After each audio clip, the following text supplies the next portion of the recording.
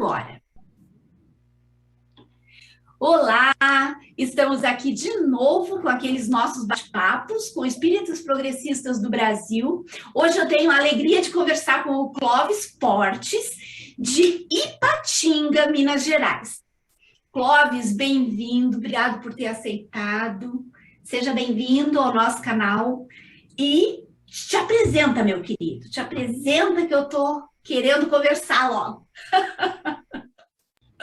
Tudo bem, Suzy? É um prazer estar aqui com você no seu canal e a gente poder contribuir com alguma coisa.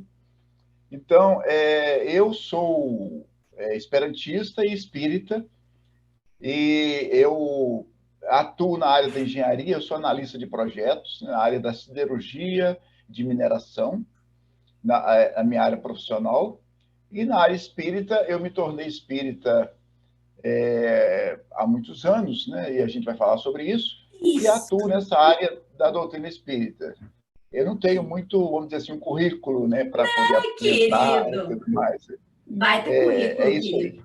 Querido, a primeira pergunta que eu sempre faço é: como é que o espiritismo entrou na tua vida? Daí tu pode fazer aquela viagem no tempo, assim, e contar pra gente com detalhes, porque as histórias são muito legais e as pessoas adoram escutar essas histórias. Conta pra gente. Ô, Suzy, então, veja bem, quando você me falou sobre falar dessa história, eu me recordo de minha... Na verdade, eu entrei numa casa espírita a primeira vez com 21 anos de idade. Mas desde criancinha eu tinha os meus insights, assim, a minha percepção mediúnica, os meus anseios espirituais.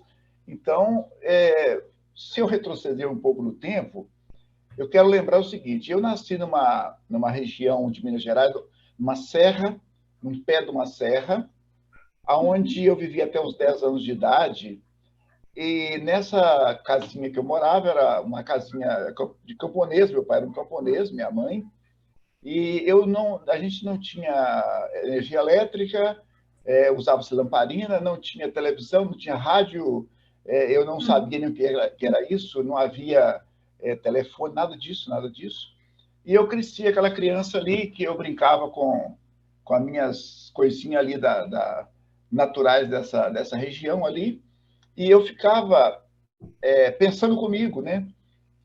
Uma ansiedade de falar uma língua diferente que vinha na minha cabeça, e eu não sabia o que era, porque eu não sabia nem falar português direito, né? E eu ficava imaginando o que haveria atrás das montanhas, quais os tipos de povos, como é que eles falavam, e esses devaneios. E eu lembro que eu tinha, então, muitos sonhos oníricos, onde eu era levado a essas regiões, e eu, quando acordava, eu tinha certeza de que existia uma outra sociedade, que não era aquele mundo limitado que eu vivia. Então, eu saía pelos campos, que eu pastoreava o gado, eu ficava pastoreando o gado e ficava pensando em coisas espirituais, eu não sei porquê. Alguém estava me orientando. Então, eu fui criando uma espiritualidade espontânea, natural. Isso não veio do meu pai nem da minha mãe, era eu que aflorava isso em mim.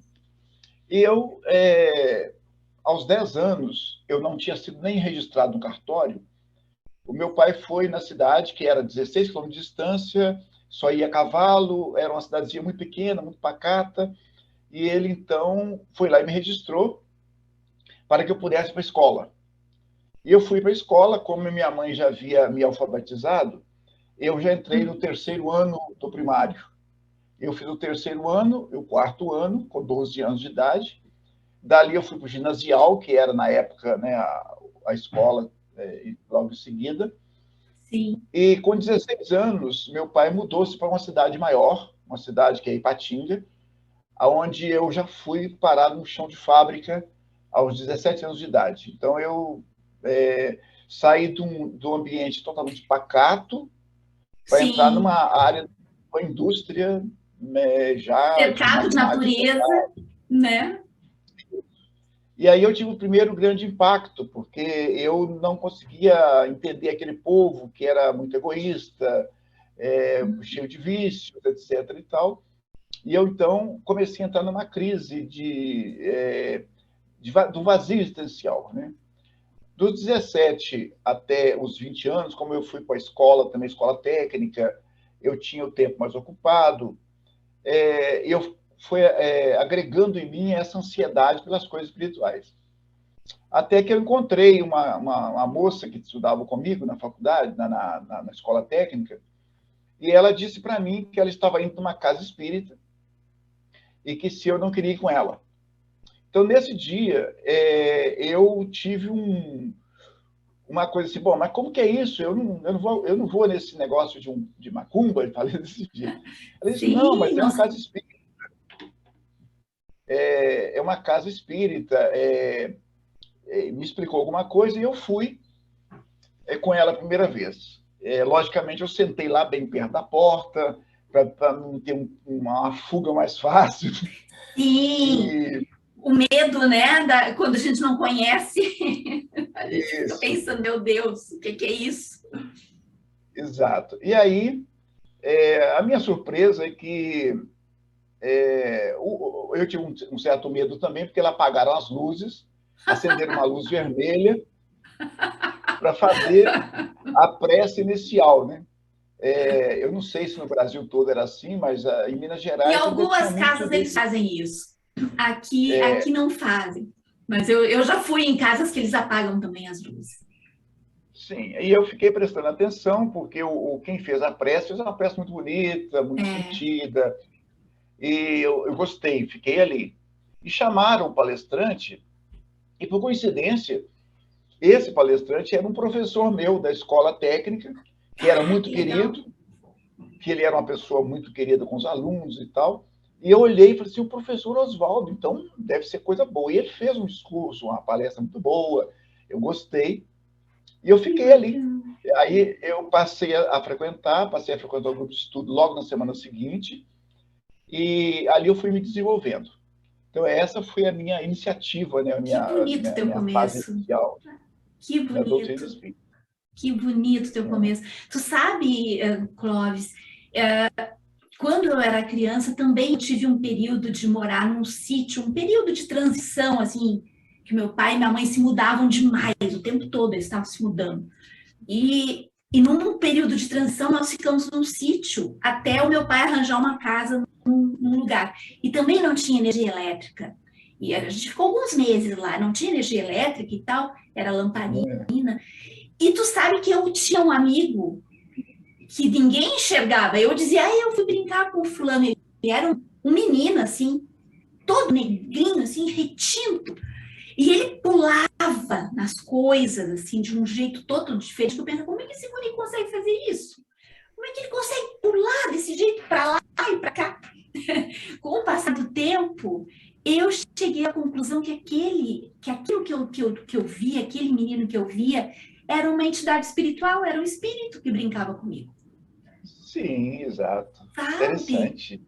Muito lindo aquilo. E na hora que tu estava contando o teu caso, eu fiquei pensando, nossa, que bonito. Tu estava cercado ali com teus amiguinhos espirituais, também te Sim, instigando, sim, né? e as minhas recordações de outras existências estavam muito afloradas, porque é, eu estava visualizando outro mundo que não era o meu mundo daquele Sim, momento, né? inclusive Outro, línguas, né? Inclusive sim, idiomas. isso. E eu tentava falar, eu ficava andando pelos campos e falando qualquer coisa Tu que eu inventava acreditava que era uma. isso. E eu Sim. achava bonito falar diferente. E o Esperanto entrou na tua vida como? Hoje nós vamos falar um pouquinho, mas eu vou te trazer de novo depois só para falar de Esperanto. Mas hoje já vamos começar a história. Como é que o Esperanto entrou daí? Foi depois Sim, que tu entrou no Espiritismo? sim. Então, quando eu entrei na doutrina espírita, então eu tinha 21 anos, me convidaram para a Mocidade Espírita, né? Eu fui para a Mocidade Espírita e interagindo com os meninos de lá, né, as moças e tal, havia um rapaz que tinha vindo de uma outra cidade E ele trouxe essa novidade, né? Falou assim, olha, lá na minha cidade tem um centro espírita que eu frequentava, e lá se estuda Esperanto, é uma língua assim, tal, tal.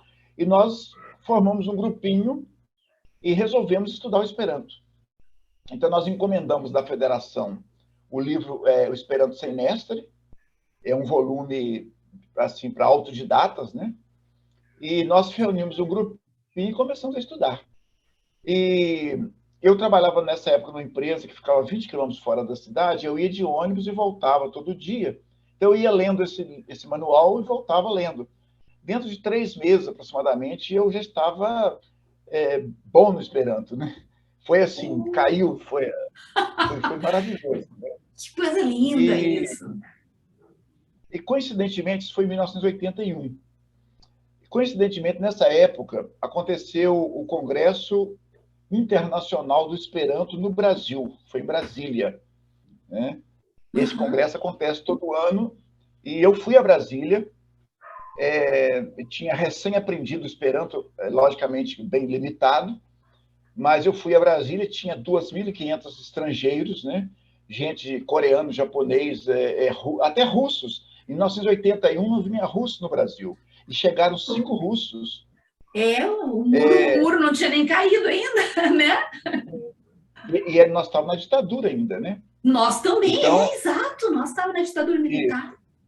Então, esses esperantistas chegaram, acho que no Rio de Janeiro ou São Paulo, e ficaram detidos lá para até ser liberados. Ai, meu Deus. E o congresso durou uma semana, eles chegaram lá pelo meio da semana, porque em Brasília, porque eles ficaram lá prestando depoimento, eram russos, né, naquela época.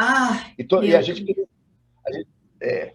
gente queria falar com eles, porque era uma ave estranha no ninho, né?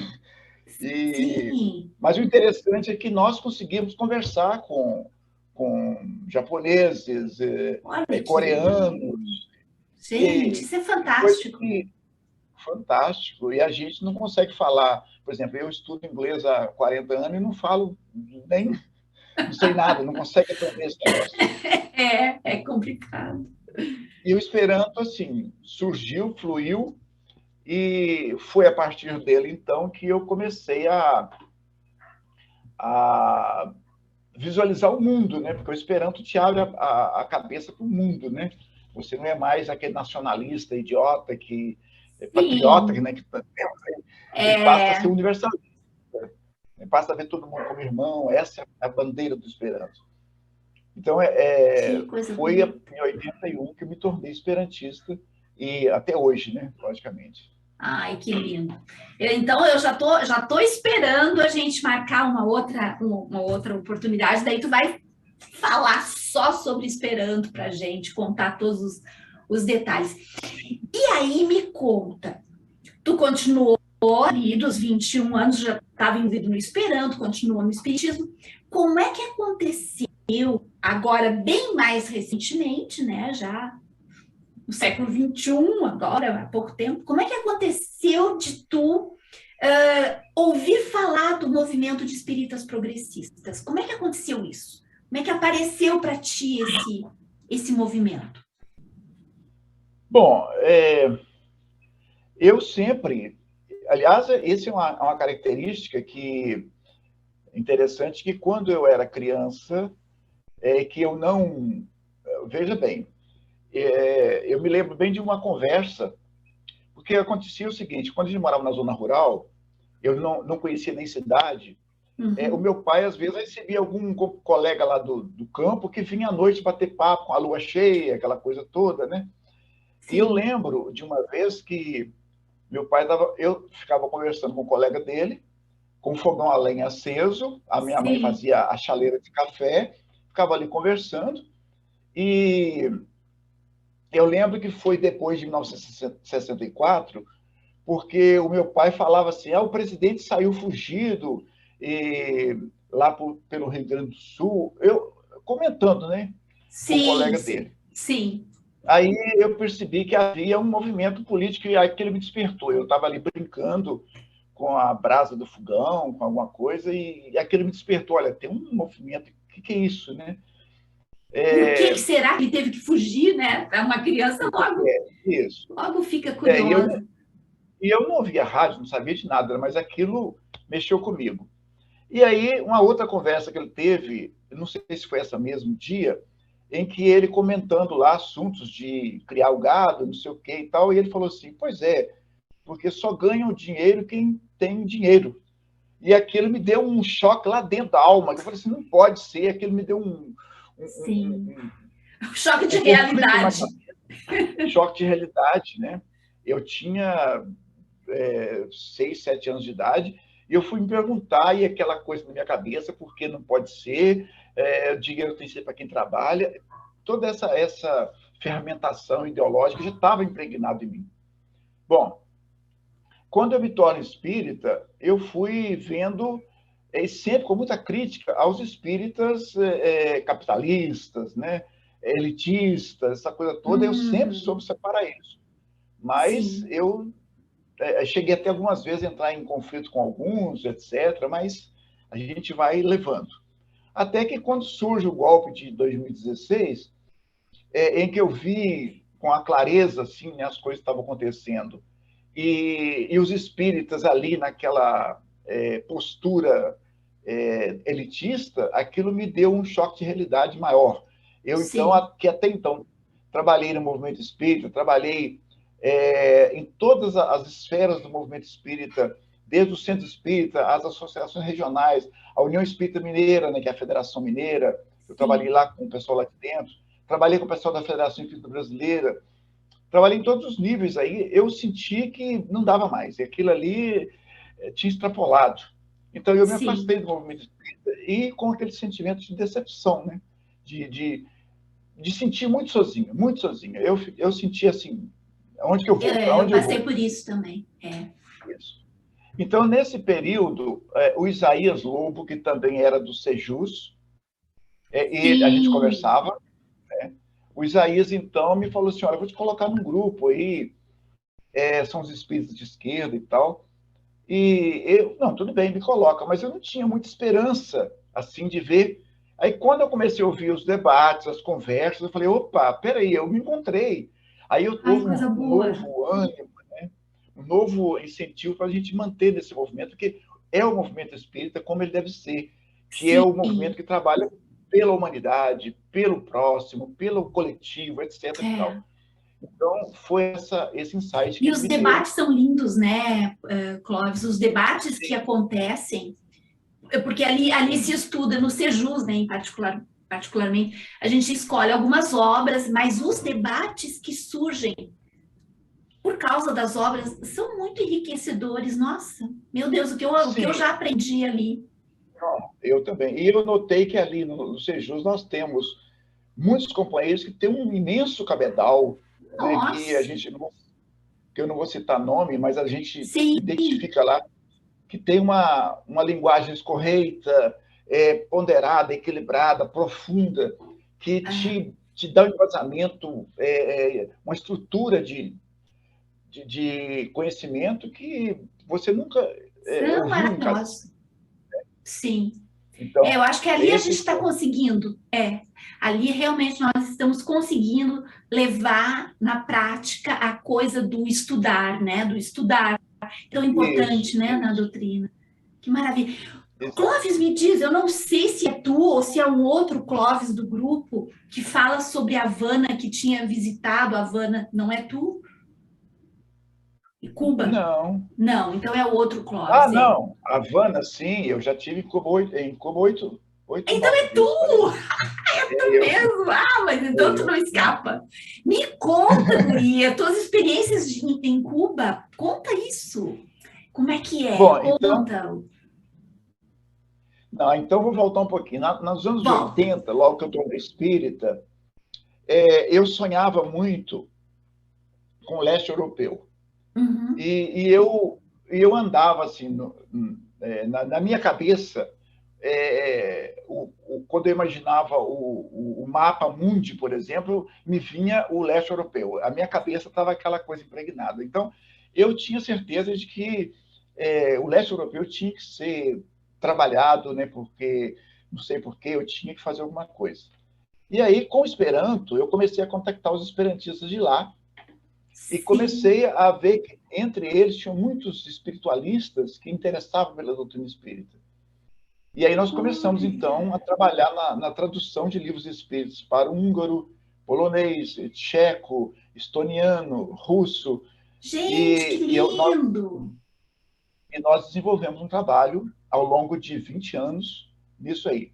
Mas, paralelo a isso, aconteceu um fato mediúnico para que Hum, eu fosse a Cuba, certo? Em 1989, aconteceu o Congresso Internacional de Esperanto em Cuba, porque cada ano ele é num país. Em 81 ele foi no Brasil, depois outros países, e em 89 ele foi em Cuba. Então, quando chegou 89 ou 90, não recordo bem, e eu tinha aquela vontade de ir, nunca tinha saído do Brasil, mas só que eu não tinha recurso financeiro, eu era um operário e eu era rimo de família ainda, né? Nessa época minha mãe tinha separado do meu pai, eu era rimo de família. Eu não tinha condição de ir. Mas acontece que é, aconteceu um fato extraordinário. Porque naquela época, estou falando em 89, 90, a gente não tinha internet, não tinha nada disso, sim. e, e eu recebia um jornalzinho esperantista mensalmente, e um jornalzinho de notícias do movimento esperantista. E eu abri esse jornalzinho e nele tinha um anúncio dizendo assim: a Rádio Havana de Cuba vai promove um concurso internacional, Meu onde Deus. dará uma passagem de ida e volta a Cuba com estadia para o Congresso de Esperanto, para aqueles que participarem e vencer o concurso. Então, eu olhei, o tema do concurso era o seguinte: qual a importância da realização do Congresso Internacional de Esperanto em Cuba? Esse era o tema. Tu tinha que Eu fazer um peguei texto. fazer um texto. Ah, Então eu peguei, olhei, li o jornal todo e tal, acabei deixando para lá e aconteceu que naquele período o Collor assumiu o governo do país, você sabe disso, sim, e ele confiscou as sei poupanças. disso. Quando ele Tragédia. confiscou a poupança, na semana seguinte a Sim, empresa me demitiu, né? Todo mundo. confiscou a minha poupança também. Isso. Como eu não tinha, como eu tinha tempo agora, eu fui para casa, minha mesa era uma mesa bem grande, cheia de papéis e tal e tal, fui fazer uma limpeza nos meus papéis. Aí eu fiz papel, juntei papel velho, naquela época tinha muitos jornais, muita correspondência, era tudo correspondência, eu respondia Aham. muita carta. Aí eu juntei o que não prestava, então eu joguei na lixeira, do lado da minha mesa. Né? E o jornalzinho Juntei de na minha Esperanto lixeira, foi junto. foi junto. Meu Né? Deus. Aí eu juntando aquela coisa toda assim, eu fui pegar a minha lixeira para colocar no saquinho de lixo para colocar lá para o lixeiro. Quando eu fui pegar, eu tive o ímpeto de pegar de novo o jornalzinho e abrir de novo o jornalzinho. Aí eu abri e meu olho foi naquele anúncio. Eu falei, vou escrever esse negócio. E eu tinha na minha mesa uma máquina tilográfica. Naquele momento, sem preparar nada, eu peguei um papel, coloquei na máquina e comecei a datilografar. E eu coloquei na frase de cabeçalho do meu texto, uma frase de José Martí, que é o patrono espiritual de Cuba, né? Que é um extraordinário espírito, que inclusive foi espírita, no século XIX. Eu coloquei aquele Maravilhoso. trecho dele ali e fiz um texto, né? Como falava, que era uma página inteira, dobrei aquilo, coloquei no envelope com outras correspondências, fui no correio e coloquei no correio. Foi tudo da hora. E Sim. passou, esqueci aquele negócio, né? Quando passou um belo dia, eu cheguei em casa e minha mãe falou assim: olha, ligaram para você aí e falaram que é para você ligar lá para Cuba que você ganhou um concurso. Gente, sensacional Eu falei, isso. eu falei assim: bom, mas eu ganhei, eu não sei disso, não. Eu já tinha esquecido disso, né? Aí me deu lá um número, eu liguei. Aí a moça lá, que era um esperantista, falou: oh, meus parabéns, você ganhou o concurso, você vai vir a Cuba e tal, e tal. Eu falei, mas aí ele explicou que era o concurso que eu tinha ganhado. E me já tinha comprado a minha passagem, já estava tudo pronto. Ele falou: você Meu... vai vir e tal, etc. E eu fiquei empolgado com aquilo, porque eu não esperava. Aí, então, naquela época, eu falei: bom, eu estou indo a Cuba, não é à toa. Aí eu ajuntei 200 livros espíritas em espanhol, botei na mala, e fui para Cuba. Ainda em Cuba era proibido uma série de coisas, não podia ter dólar nas mãos, nenhum cubano, a literatura era muito escassa, etc. e tal. Mas eu fui com esse intuito. E lá no Congresso, eu fui vendo os cubanos que tinha e oferecia. Isso aqui é um livro, é livro espírita, né? Em espanhol. Apesar do Congresso ser em Esperanto, mas eram esperantistas cubanos. E eles, então, eu fiz essa distribuição. Quando voltei para o Brasil, quando eu cheguei no Brasil, daí uns 3 meses, talvez, eu recebo uma carta, escrita num papel bem de inferior qualidade, escrita a lápis, umas 6 páginas, escrita a lápis, em que uma pessoa dizia assim, olha, eu moro na cidade de Holguín, que fica a 750 quilômetros de Havana, e a minha vizinha, fulano de tal, esteve em Havana, encontrou com você, você deu um livro, e ela não quis o livro e deu para mim. E eu procuro isso tem muito tempo. Olha Aí que... eu comecei um diálogo com ele, por cartas, e depois eu comecei a ir a Cuba, a partir daí. Fazer palestras, fazer seminários, fazer cursos, etc. Deus, que coisa linda, que coisa linda. Mas o mais interessante dessa história é que lá em Cuba, eu encontrei com a comissão lá que me escolheu o meu trabalho. Aí um cubano lá, um mulato até, o Orlando, me chamou e falou assim, você sabe a história, como é que você ganhou esse concurso aqui em Cuba? Eu falei, bom, eu mandei para cá uma carta, um texto, um artigo, e vocês escolheram. Eu disse, não, mas eu vou te contar a verdade. Aí ele contou, disse o seguinte, nós tínhamos uma equipe de 10, a nossa comissão eram 10 pessoas para analisar o que a gente recebia de todo mundo. Cada vez que chegava um trabalho, a gente fazia 10 cópias, entregava para cada um desses da comissão, a pessoa ia para casa e tal, e dava uma nota. E depois combinamos uma data para reunir todo mundo, e nessa reunião a gente simplesmente somaria as notas que cada um deu, e quem tivesse a maior nota ganharia. Ah, tudo bem. Tranquilo. E aí ele disse, sabe quanto você ganhou a nota? Eu falei, bem, não sei, mas deve ser a máxima. Eu falei assim, não, você ganhou 0 de todo mundo. 0. O que aconteceu? Mas, Orlando, aí ele disse, então um companheiro da comissão julgadora final diz assim, veja bem, vamos fazer uma análise melhor dessas correspondências que recebemos, por algum motivo, não sei qual lá, e inverteu-se, todo mundo me deu nota máxima. Do 0. Do nada. Do nada. Então, assim, tu mexeu com eles. Deve ter sido tão forte o texto. Tu mexeu com alguma coisa muito forte neles, no primeiro momento. No primeiro momento. Bom, aí eu fui a Cuba. Eu fui a Cuba, levei esses livros, e quando eu voltei, me deram uma foto, um cartaz bem grande assim, do Che e outro do Fidel. Colorido, bonito e tal. Eu trouxe comigo. E coloquei isso lá no meu quarto.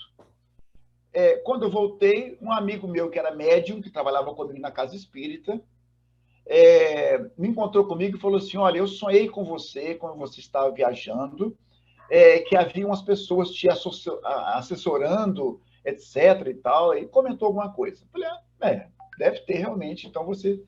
Aí ele foi na minha casa um domingo. Quando ele chegou lá, ele viu o quadro e falou assim, mas quem que é esse? Ele não conhecia Che Guevara nem Fidel. Aí ele falou assim... Ele é um médium muito destituído de cultura, muito simples. Sim. Ele falou assim, mas quem que é esse aqui? Eu falei assim, esse aqui é o Che Guevara, você não conhece? Não. Esse é aquele que estava te acompanhando quando eu te falei aquele dia. Meu Deus! Meu Deus, Clóvis! As coisas foram acontecendo. Foram acontecendo. Foi extraordinário. E aí eu fui me identificando. Aí eu comecei a voltar a Cuba mais vezes. E fizemos um trabalho razoável em Cuba, né? E eu devo voltar lá o ano que vem, se Deus quiser. Algum centro espírita já montado, digamos assim, em Cuba, funcionando? Ou ainda não? Bom, lá em Cuba tem cerca de 400 instituições que se dizem espíritas, mas eles não são espíritas, eles Sim. nem conhecem Kardec. Eles são daquele culto afro-caribenho, né?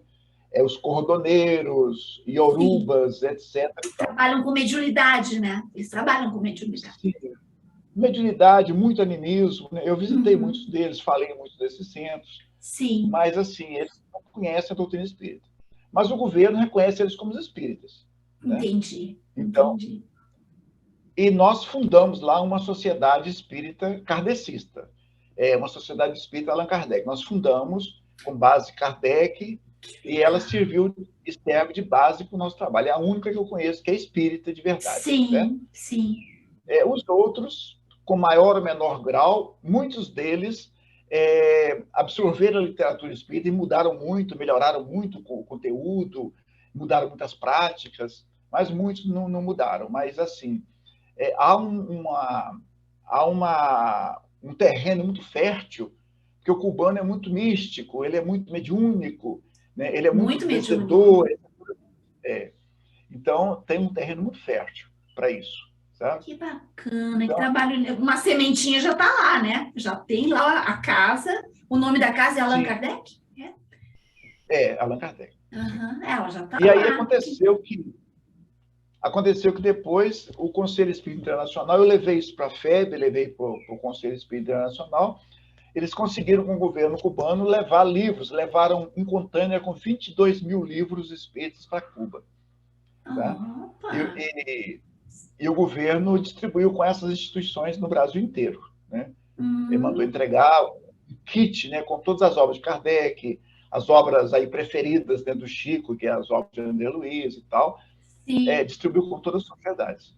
Então, ou seja, há um volume de livros espíritas em Cuba razoável para se manter o movimento, para levar o movimento adiante. Com certeza, com certeza. E eles trabalham muito com a coisa da solidariedade, um empresta para o outro, um vai, né? Sim, isso, muito. Tranquilo. Muito. Tranquilo. Muito. Nossa, muito legal, adorei essas histórias todas. Clóvis, querido, eu realmente, se não fosse a questão do Zoom ficar me dizendo aqui que nós só temos mais 10 minutos, a gente ia mais longe. Mas para a gente encerrar essa nossa conversa aqui, realmente foi muito legal conhecer toda essa tua trajetória, muito bacana mesmo. Eu te peço, assim, que deixe uma mensagem, deixe uma palavra para os nossos queridos e queridas que estão nos ouvindo, uma mensagem de amor, esperança, de luta, de perseverança, de resistência, o que tu quiser. Deixa e a gente daí encerra a nossa conversa. Pelo menos por enquanto. Depois tu volta mais tarde, a gente vai marcar para falar sobre esperança. Quando a gente puder falar do Esperanto, eu posso falar do trabalho no leste europeu também, né? Que é um trabalho ligado ao Esperanto. Isso! Daí tu vai contar toda essa peripécia pelo leste europeu. Okay. Bom, na minha experiência, Suzy, eu tenho observado o seguinte. Nós, com o pensamento esquerda, o pensamento progressista, nós temos as luzes do entendimento para poder manter a doutrina espírita no seu real significado, que é a promoção integral do homem. Nós temos esse entendimento que abrange o homem material, mas também o homem espiritual. Eu pediria que nós, os progressistas, não esquecêssemos da espiritualidade, porque às vezes vejo muitos companheiros que são muito mais filosóficos, muito mais teóricos, do marxismo, do leninismo ou de outras correntes, que são excelentes, extraordinárias contribuições à organização social e política do mundo, mas elas estão vazias do espiritual, que é o que nós podemos agregar, para que essa união não se desassocie, para que a gente associe mais os conhecimentos do kardecianos, de Leon Denis, etc., dentro desse contexto das ideias renovadoras do progressismo da esquerda, para que a gente possa manter viva essa chama, mesmo que o movimento espírita, com toda a sua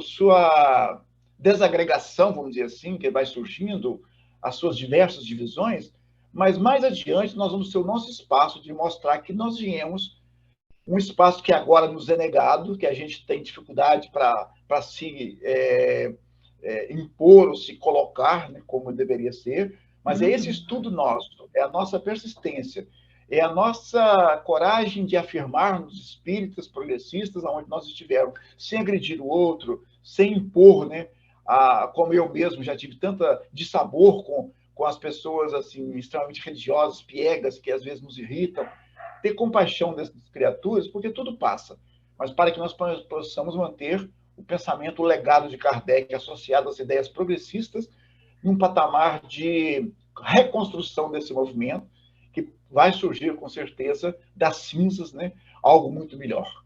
Então, é esse o nosso apelo, a gente manter essa unidade, não perder a espiritualidade, não perder a ternura, não perder a bondade, não perder o amor, né, em si, porque é isso que faz a essência brotar de verdade nos corações dos homens. Que lindo, adorei te conhecer, muito obrigada, viu, Clóvis? E que coisa bem linda saber que o Tchê estava se preocupando com a tua estadia. Quem sabe foi ele que fez tu juntar o jornalzinho do lixo. Que lindo! Ou ele, pelo menos, estava instigando o teu amigo espiritual a te ajudar ali, né? Ai, muito bacana isso, a gente saber que a gente nunca está sozinho, né? Que bacana. Querido, muito obrigado mesmo. Quando o vídeo estiver pronto, eu te mando o link, tá? Eu te agradeço de coração e vou entrar em contato contigo de novo. E aí nós vamos marcar um dia para falar sobre Esperanto. Tu vai contar a história do leste europeu. Um grande beijo. Tá bom, querida. Fica bem. Beijão, muito obrigado, tá? Legalmente. Valeu. Obrigado. Tchau.